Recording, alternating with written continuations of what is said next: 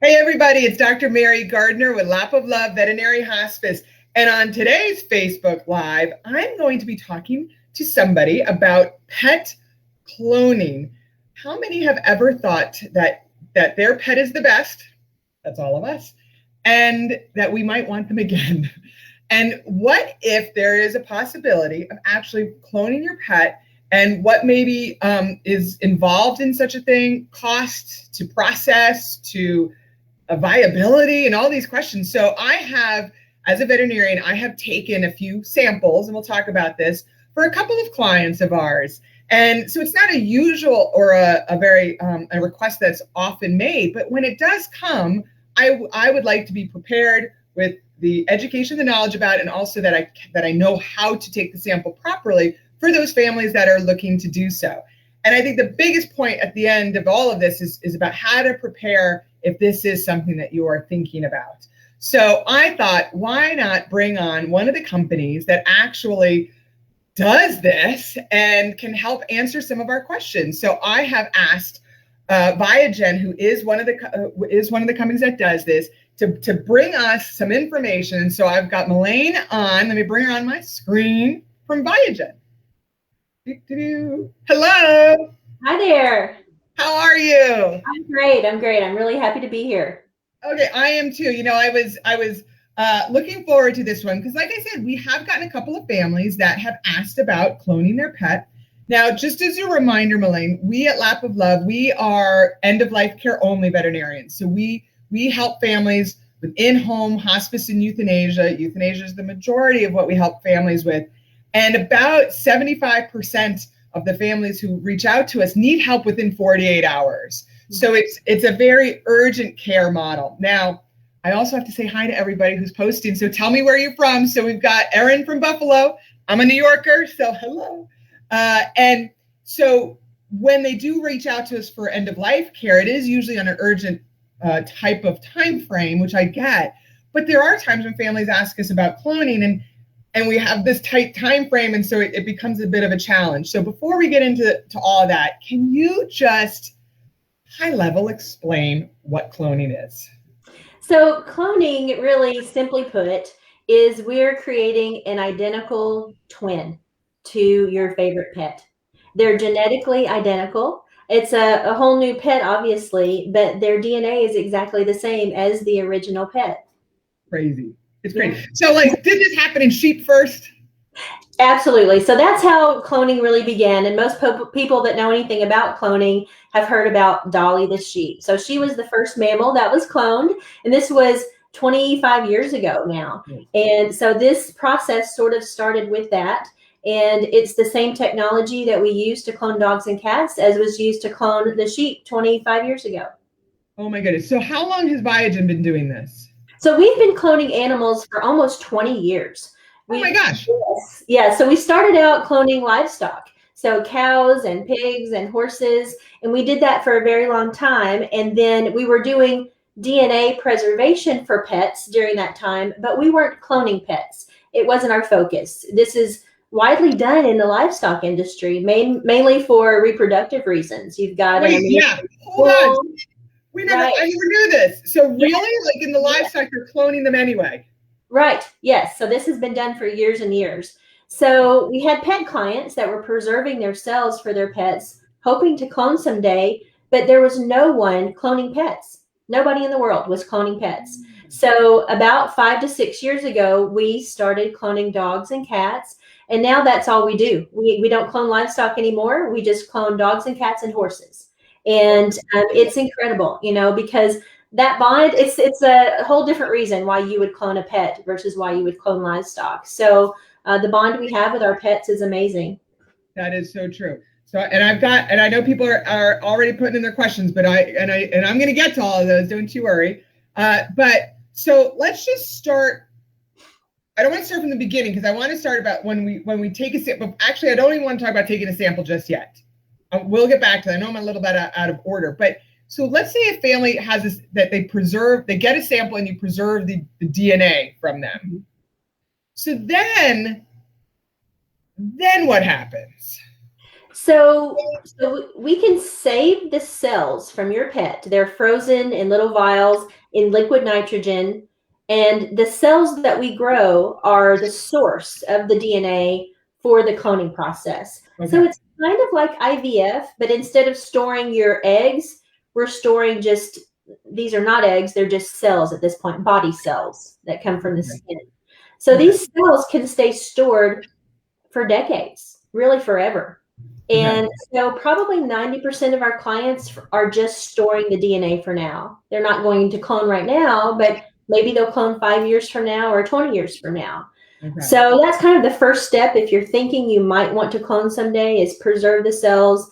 And then when you're ready to clone, again, it's similar to IVF. We make an embryo using those cells. So we take an egg from a donor, let's say a dog. So just the dog egg.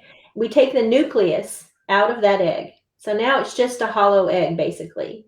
And we put in a cell from your pet into that egg. And it's fused together. And that's sort of the magic of cloning, is how we fuse the cell and the egg together. And the egg is sort of tricked into thinking that it's been fertilized by a sperm, but there's no sperm. It's just the egg.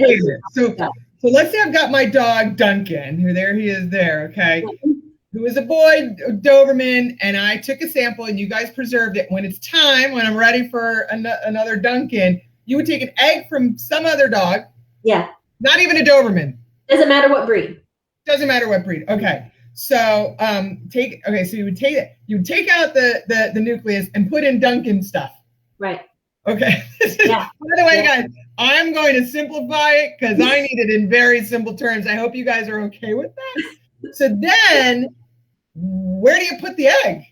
So then the egg, so a little jolt of electricity basically is what zaps this egg and tricks it into thinking that it's been fertilized, and it's triggered to start to grow into an embryo.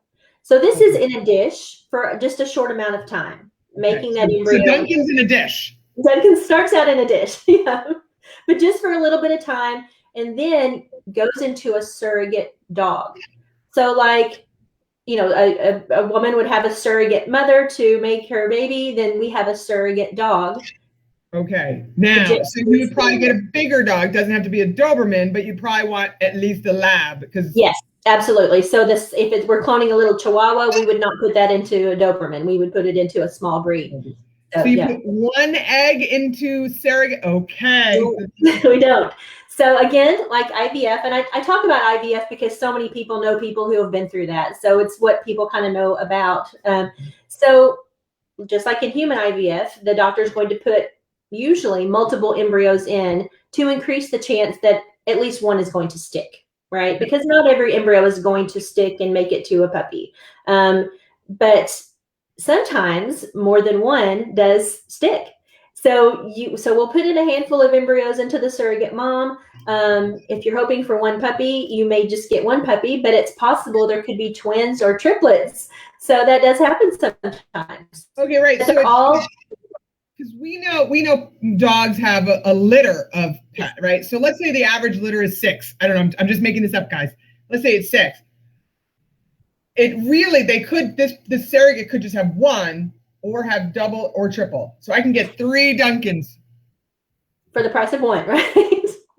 Okay, I have so many questions, but continue, Melaine. Yeah. So that surrogate mother is going to gestate. It's just like it's her baby. She's going to gestate those embryos, and she'll give birth to the puppy. She'll nurse the puppy. She takes care of that puppy. And usually the puppies are ready to go home by about 8 or 9 weeks of age. And what you've got in that cloned puppy is a genetic twin that's just born at a different time. That's just crazy. This is like magic to me. Okay.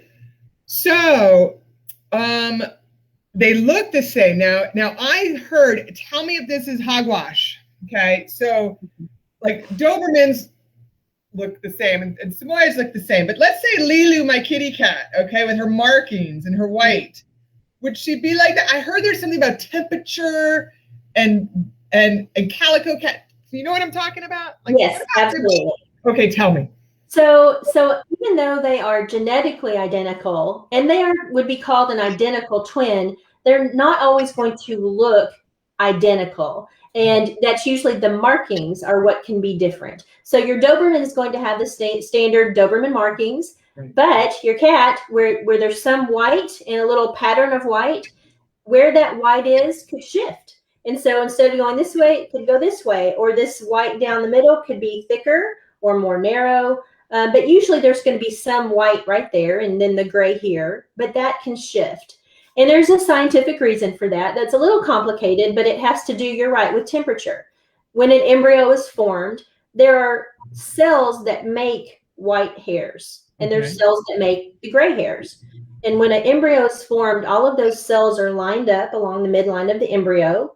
And as the embryo grows, those cells migrate down along the body. And where they stop and land is where that hair is going to grow.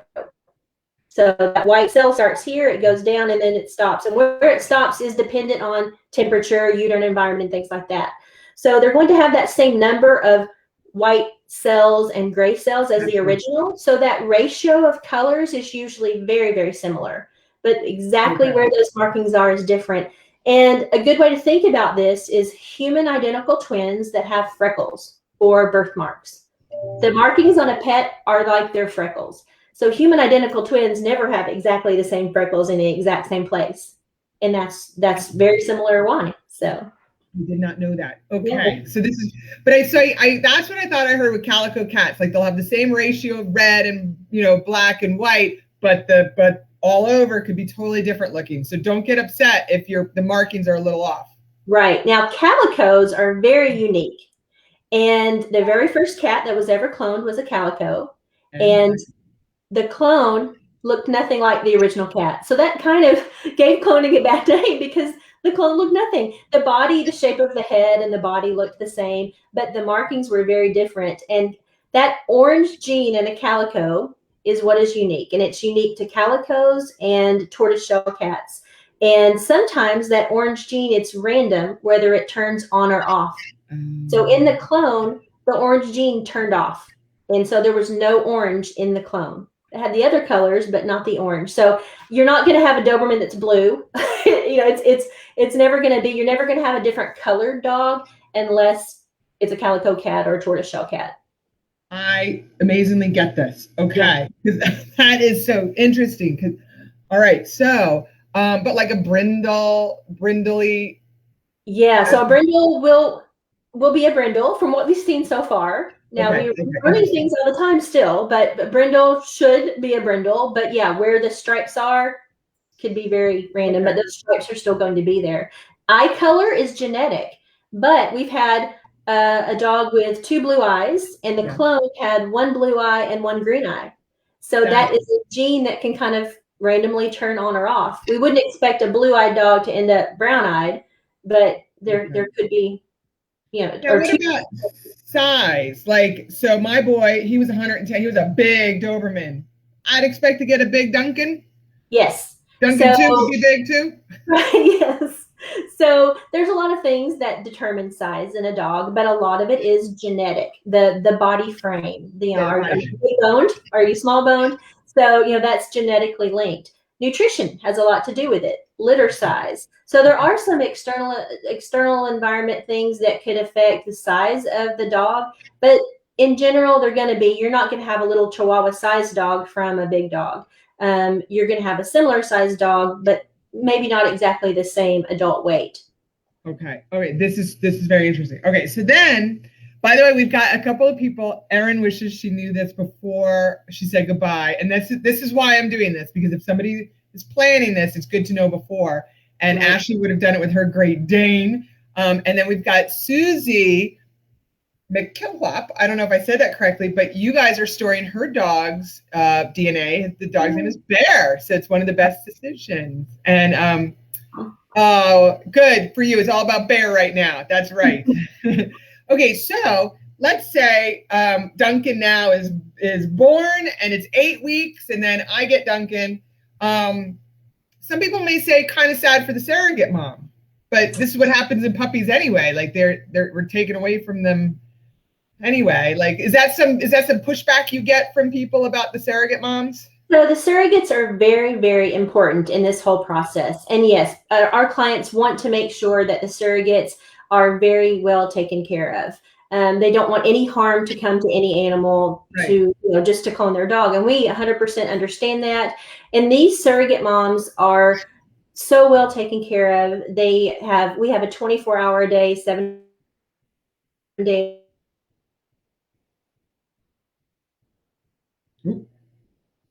Got a little Wi-Fi connection issue. Oh, there we go. So they're very well social. Can you hear me okay? Yeah, now you came back. Well socialized. Okay. Okay. But you're not moving just yet. So can you hear me? Okay, perfect. Yes. You froze in not such a bad position, so you're good. There you go. You're coming back. Okay. So perfect. Okay, so because I heard a rumor too, and this is time to get rid of my rumors, is that I'd have to adopt the surrogate mom. You do not, but you have the option of requesting that the surrogate be adopted out. And we work with a third-party dog adoption agency that will place the surrogate mom into a forever home after they're a surrogate. And so a lot of our clients will request that.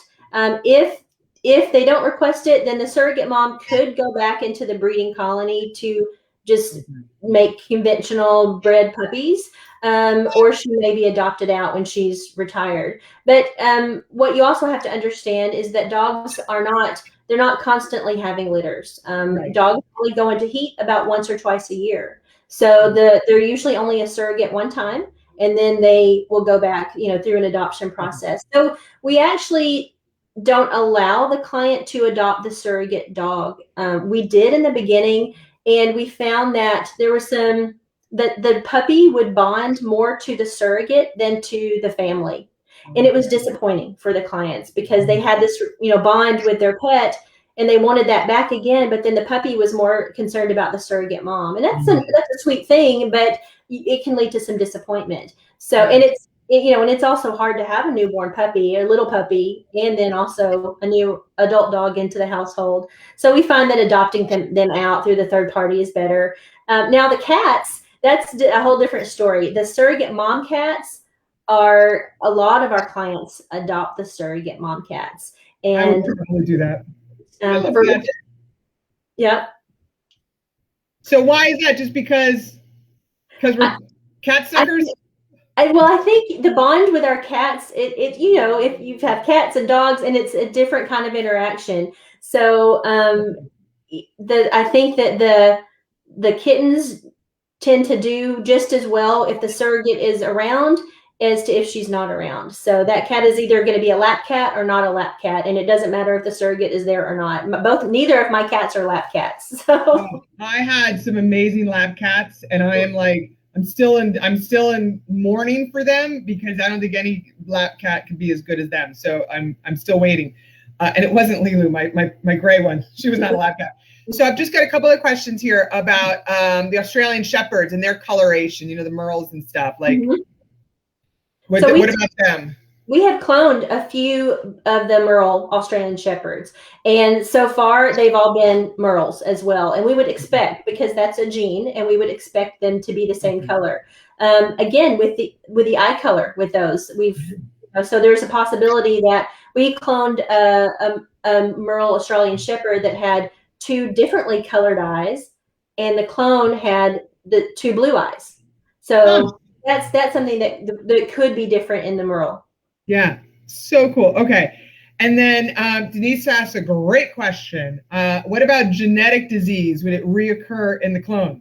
So that is an excellent question, and something that we do like to talk to our clients about, because if the original pet has a disease or an illness that is genetically linked, then those genes are going to be there in the clone. They're going to have the same genes and that same genetic potential to develop that illness or disease. It doesn't mean they're going to be born with it. If a dog has cancer and when it's biopsied, that doesn't mean the puppy is going to be born with cancer. It's going to have the genes potentially to develop a cancer at some point in its life, probably around the same time the original dog did. And a So lot has to do with epigenetics and things like that too. So people like that's a tricky thing. Genetics yeah, is listen, you don't always know the cause of a don't even cancer know or a that, right? disease. Right. So, It could be a mixture of genetics and environment. So it's right. hard to know. Yeah. Yeah, my Duncan had dilated cardiomyopathy, which is a very big Doberman thing. So, but and then Amber asks the question. I think we kind of answered this, but the surrogates are not breed specific. So a boxer could surrogate a schnauzer. Absolutely. Yes. Okay, what a great example. Now, so then Roberta asks, nature versus nurture. How different are their personalities? And that's probably the top question that we get, because that's why we love our pets. We love them for their personality and who they are. So I try to counsel the clients that are moving forward with the cloning on what to expect. And it's going to be genetically the same, but it's not a reincarnation of that animal. They're not going to automatically know who you are, but that potential is there. So temperament and intelligence, those are things that are very highly genetically linked. And we know that there's been lots of studies done, even on humans, about intelligence and temperament. And so you would expect a similar intelligence and temperament in the cloned animal. Personality is going to be that mixture of genetics and environment. So if they are raised in a similar environment, around the same kind of animals that they were around when they were raised, then you may end up with a very similar personality, but I would not go into it expecting that you're going to have the exact same dog, right? Because they're going to be an individual. And I think the best way to look at it, how I look at it, is that even though it's essentially an identical twin brother, let's say, they're like twin brothers, the same. If you've got two boy dogs, the original and the clone, they're like twin brothers, but it feels like an offspring, because that clone puppy came from the cells from that original dog. So it really feels like that dog had a baby, and that baby is the clone. And that's kind of the way to think about it, I think, is that puppy is there because of the cells from the original dog. So you look at that puppy and it reminds you of the original. You have that same feeling that there's a little piece of that original dog still there in the puppy, and it's really nice. And I have a clone cat myself, and I do.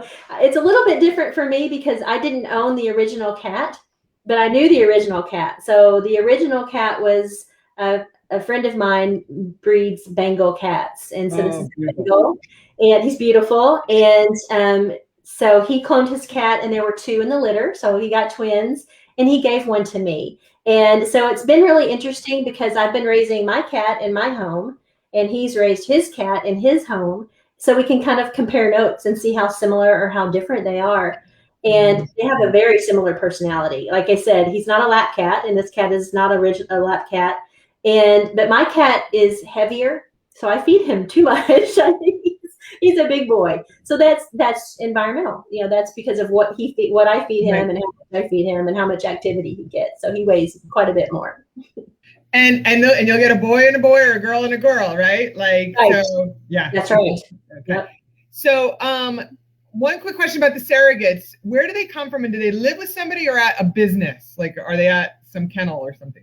So they are in a kennel. So we do work with a breeder who provides the surrogate dogs. And having a happy, healthy surrogate mom is going to produce a happy, healthy puppy. So it is very important that they are raised in a biosecure facility for their safety and security. Obviously, there's a lot of people who think that this is a very bad idea, and they're opposed to cloning it, and we understand it's not for everyone. So for their security, they're in a very secure location, and it's, we have to keep disease out, so they have to be very, very healthy. So they are in a kennel facility. That I get what you're putting down. Some people wanting to do some harm to them. Okay, got it.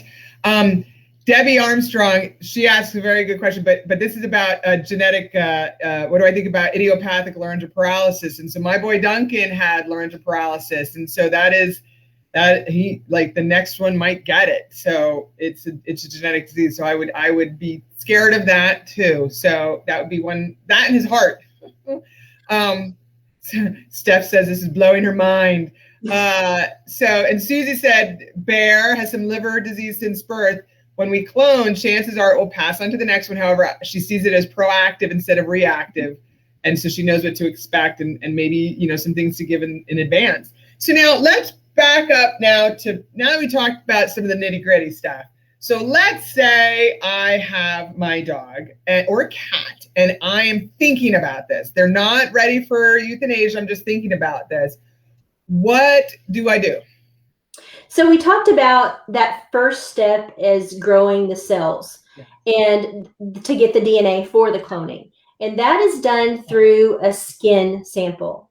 So if you're thinking in advance about it, our service is called genetic preservation. And that's the process of preserving the cells and freezing them and storing them for use whenever you want. So that's the first step. It's $1,600. And what you can do if you're not quite ready to have the biopsy taken, but you're thinking you may want to, we have a biopsy kit that you can order. And you could order it. We can do just as little as a $300 down payment for that biopsy kit. And we can ship it to you overnight by FedEx. It doesn't expire. You can use it at any time. And this kit has everything that the vet needs to take, just about everything that the vet needs to take the samples and to ship the samples to us. So it's a skin sample that is time sensitive and temperature sensitive once it's taken. So the kit is designed to keep these tissue samples cold during the overnight shipping back to us. So there's a styrofoam box, there's ice packs, and there's sample vials that the tissues go into, and an overnight FedEx label. So ideally, that's going to be the case. You're planning in advance, you've got the kit ready. The samples can be taken while the dog or cat is still alive, but sometimes if the dog is let's say, not in the best health, and you don't want to put the dog through the biopsy process toward the end, you can have the samples taken after they've passed away. So that's kind of where you come in, right? They can be taken. So this is where we come in at Lab with Love when we're helping families. And this is where if somebody is thinking about this, I really want them to get the kit before they call us, because if it's a Friday and you need help for us to preserve that pet until Monday or Tuesday to take the sample, that's probably not ideal. The sample should be taken within how many days of passing? So the tissues can be alive for up to 5 days if the body is refrigerated. Refrigeration is going to keep those cells alive for about 5 days. If the body's not refrigerated, those cells start to die as soon as the pet passes. And so the refrigeration slows down the cell death. So that sort of keeps things on hold for a few days. So we do have emergency instructions on our website if you don't have a biopsy kit. So that's important to know. If this just happened and you don't have a kit and you need something done, there are instructions for the veterinarian to follow. They're sort of replicating our biopsy kit, and you've had some experience replicating our kit, and it's stressful. It's stressful for the vet, it's stressful for the client, because it's so important that it be done correctly. So there's a lot of pressure on you to get it done right. There is. Let me tell you. Yeah, having that kit. So now you brought up a good thing. So you just said it was a skin sample. When I've taken samples in the past, my first one was muscle sample. So I had to go deep into a muscle to get it. And so I'm sorry if this is upsetting to some people, but I think it's important to know. So the pet had already passed, so I was able to get that. So now though, it could just be like a skin biopsy, which isn't so bad. Absolutely. So years ago, like I said, we've been doing this for 20 years, and years ago we would request a skin sample and a muscle sample and an oral mucosa sample, and even from a living pet. And some of those were a little too invasive. And the more pets we've cloned and the animals we've cloned, we have seen that skin works best. So that gives us the best results, is cloning from skin. And from a deceased pet, the ear tissue, just the pinna, is a very good hardy type of tissue. Obviously, you wouldn't take an ear notch from a living pet, but if they've passed away, then that ear tissue, we do like to have that kind of sample as well. Okay. This is so good to know. This is why I want everybody, if they're thinking about it, to have the kit, because there's so much going involved towards the end of life that to worry about this is important. So let's say it's Saturday and I was helping out Lights, because Lights would like to get this done. And and we took a skin sample. I could still FedEx it on Monday. Mm-hmm. I just keep it refrigerated. Absolutely. That's in the little containers, mm-hmm. and then I FedEx it on Monday. So this is more up for me. So the FedEx, that's already covered in their $300, or the overnight is then they have to pay for that as well? The shipping is all included. So it's the shipping to you and the return shipping is all included. So even if you don't have a kit and you're using our emergency instructions, the client can reach out to us, or the vets can reach out to us, and we can make a label and email it to you, and you use that to ship the samples back to us overnight. So we'll provide the label. Okay, nice.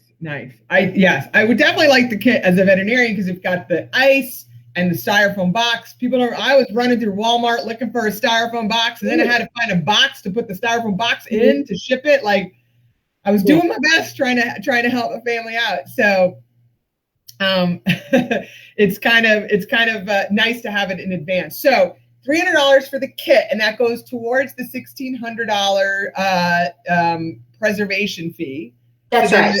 The rest would be, so when you guys get it, then you do your little magic to preserve it, and then you keep it. And I think, Elaine, that some people like to at least preserve during the grieving process. Like, it's such a shock to them to lose their pet that this is kind of an intermediate phase, and maybe it's not something they end up doing, but it's just a good reserve, like, to help our hearts a little bit. But how much is like it to keep stored per year?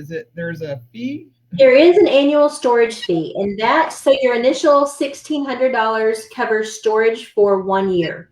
Okay. So after the first year, it's $150 per year. And so you'll get an annual invoice every year, and all of the fees that are paid prior to cloning get applied toward the cloning fee. So all the storage fee you've paid over the years will be applied toward cloning. Let's talk about that. Let's talk about how much does it cost to clone a dog and a cat and a horse, because somebody wants to do their horse. So yeah, that's the big question. So to clone a dog is $50,000. 50. Yes. Okay. A cat is $35,000. Okay. And a horse is $85,000. Hey, our horse person out there. Okay, so $50,000. And why such a difference between a cat and a dog? Is it just more time, surrogate, like? So the process, the heat cycles of dogs and cats are very different. You know, like I said before, dogs are only going into heat once or twice a year. So then we need more surrogates. The cats are continually going into heat. So we can have fewer surrogates, and it's just a more complicated process. There's things that we can do with the dog eggs, as far as we can in vitro mature a cat egg, but we can't do that with dogs. So the process is a little less complicated for cats than for dogs. So it's less expensive. Okay, so that's not okay. So that makes sense. Susie here says Bears had biopsies taken during his last dental under anesthesia 2 years ago. A little bit rather aggressive biopsies were her only regrets. 9 spots with stitches. I think more vets should be educated on exactly what's needed. My advice: make sure you're clear and the vet is clear on what's needed. So, but luckily the skin is a little bit better now, and it's just if they're still alive. If I was to take a skin biopsy, I still need to stitch it closed a little bit. And that's right. And our punch now is smaller than it used to be. I don't know when that sample was taken, but years ago it was an 8mm punch, and that's about the size of a pencil eraser. Yeah. So you know it's large, especially on a tiny dog. So that would require several stitches.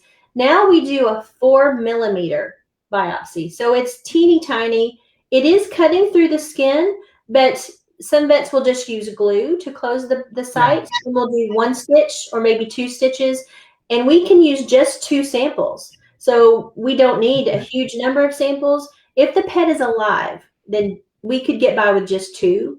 If the pet has passed away, we do want 4. Okay. And there are larger samples if the pet has passed away. So it is a larger size sample. Okay. But during a dental cleaning is a good time because the dog is under anesthesia for that. It doesn't require anesthesia if it's being done with a living pet. Just a local injection of lidocaine to numb the biopsy site is okay. Okay. So good. I want people to ask their questions. That was a good one, Susie. So technology's gotten better. And my first cloning sample 10 years ago was a lot with the muscle tissue sample and everything. Like that was, that was hard for me to do. I was like, is this a good thing?